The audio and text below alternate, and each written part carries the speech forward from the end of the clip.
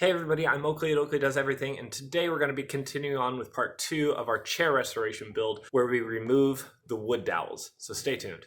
Now we're going to move on to the process of removing the wood dowels that keep this secure. Now, because of the way the frame is, some of these plugs are actually at an angle from the end of the pieces. As you can see in these close-ups, not all of them stick straight out. Some of them do stick straight out. For example, the base of the back and the piece that goes all the way across to the front, that's this long piece, those plugs go straight in. But the side pieces that go from the front to the back, those are actually at angles. So we need to make sure to mark those. That way we can remember the angle that they are going in. So when we drill those holes, we're not drilling straight down, we're actually drilling at an angle. So let's go ahead and take our pieces that have the angles and we'll mark some pencil markings on them. I'm going to just put it straight in my vise like this. So I'm just eyeballing it, doing a center line like so. And then that gives us an idea of the direction the plug is going.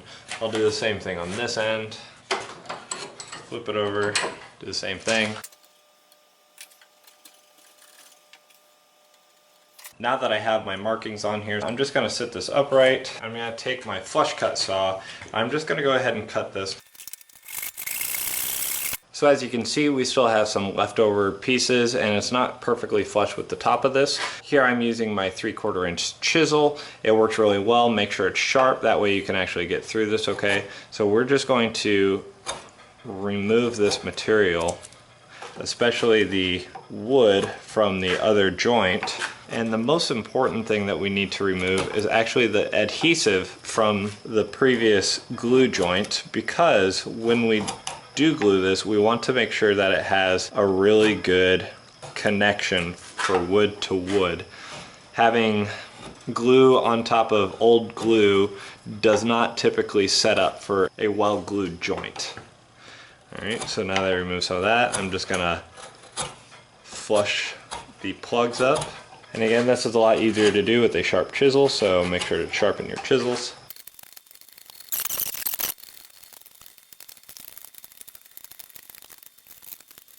What I do next is I take a brad point drill bit and I try to center it as best as I can and drill into this, making sure to follow the angle of my mark, as you can see here. That way I am drilling down through the center of the plug. So we're going to start with a smaller size in our plug. These plugs are 3/8 inch thick, and so I'm going to start with a 1/4 inch bit. So we'll use this to drill through those, and then we'll gradually use a larger size drill bit to hog out that material. But you want to be very careful not to go outside the dimension of the actual plug.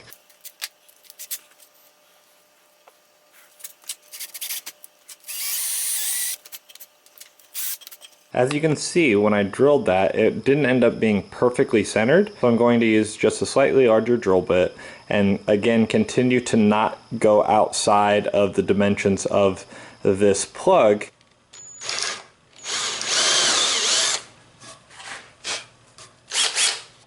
Okay, so here I have it. I drilled out just the edge of that. Now I'm going to take a very small flathead screwdriver that I have, and I'm going to push in from the outside of that circle inward and collapse this plug and then remove it that way.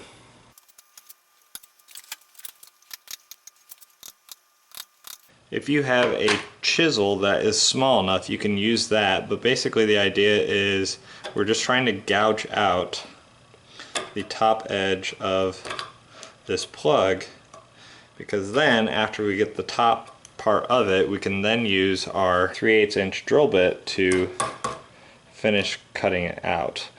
Now, if you want to take more care in this than just jumping in and using a 3/8 inch drill bit, because if you just go in right away and find out that you drilled it too large or that it's not perfectly centered, your dowels won't line up from one piece to the next piece. And so that's why you have to take care with this and do it slowly. Okay, so after I do that, I don't just jump to the 3/8 inch size. I'll use the same one that I've already used. Kind of clear out some of what's in there. Now I will go to the 3/8 inch because the opening that I have up here is now the same size as my drill bit.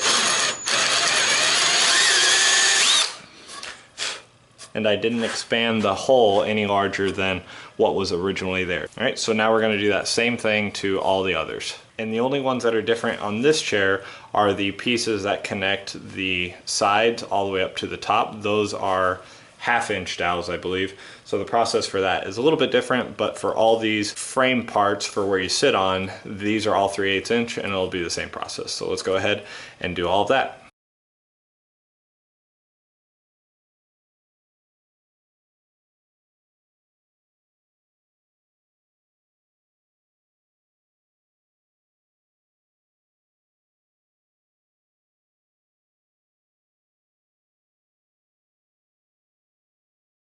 Now I have most of the dowels drilled out, but for the dowel holes where there weren't any in or they came out of other holes, we're just going to drill these out with our 3/8 drill bit just to clear it out, make sure there's no glue stuck in there or any other residue. We want to make sure that they're nice and clean, and then that way that'll give us a good seal for the new plug that goes in.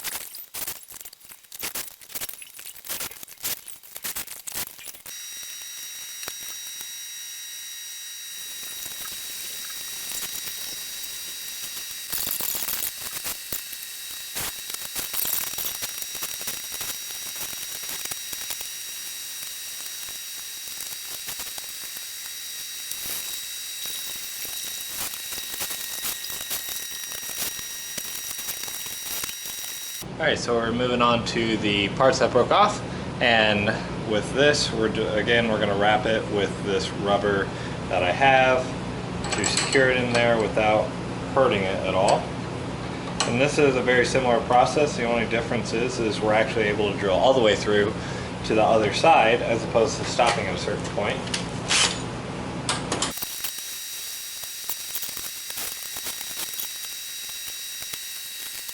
So what I'm going to do here is I'm going to very carefully go down it, but I'm actually going to run the drill bit in reverse to try and clear out some of it and create an edge, and that's going to allow the drill bit to ideally not wander.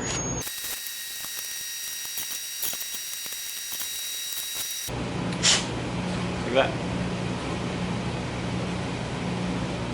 I went and I filed all the areas where the chair will be connecting to each other. That way they have good adhesion when the glue dries up. Now this is the point where you go and do any repairs that you need to the chair. For example, these pieces that came off of the back post. Almost every chair that I have done so far in this set, the top wood peg for the bottom of the back brace, the wood dowels are so close to the top that almost every single one of them has pulled out a little bit of the outer part of the wood. And I don't really have much I can do with that, unfortunately, because these pieces of wood are so thin that they kind of just flake off after I pull them out. And so what I have been doing is just replacing the dowel in there and then putting it back together with that still visible. And unfortunately my skills aren't quite up to that point where I can find a better technique of fixing it. Any pieces that have broken off you want to go ahead and glue back on. For those kinds of repairs, I'll be using Titebond 2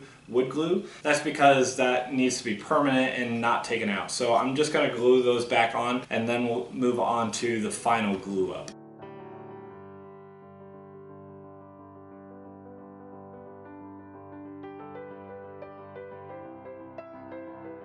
Alright everybody, that is going to be it for this video. I want to thank you all so much for watching. I very much appreciate it. If you haven't done so yet, please hit that subscribe button that's there in the middle. If you want to see other videos pertaining to this restoration, I have that playlist right here. And if you want to see any of my other video series, I have a playlist right there for you. But other than that, that's going to be it. Have a great day. Bye.